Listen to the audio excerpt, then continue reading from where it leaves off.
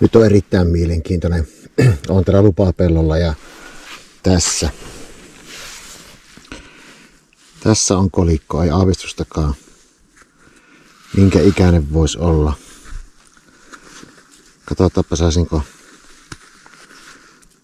saisinko vähän puhistettua. Nyt on kyllä vanhan näköinen. On.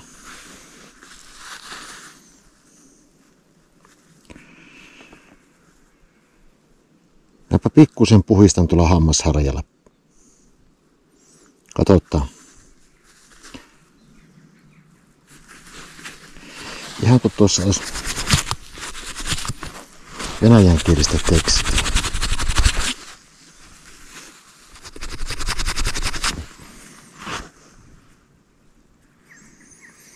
Mä puhistan tätä kotona lisää ja laitan kuvaa videon loppuun, että mitä tästä paljastuu. Tuolla toinen raha.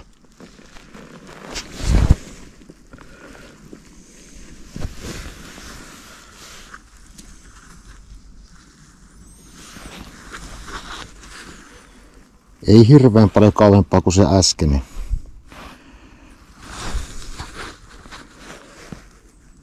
Vaikuttaa vanhalta.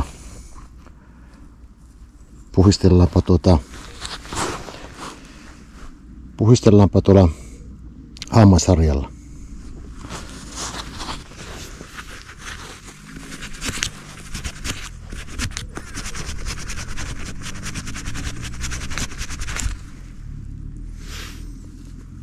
Kyllä siinä ykkönen on.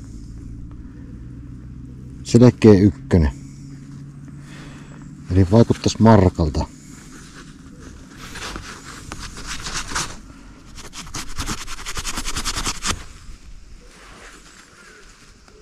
Joo, kyllä siltä Suomen leijonaa tulee esille.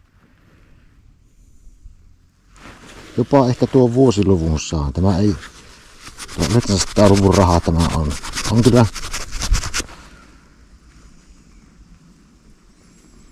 Suomen tasavalta. 1974.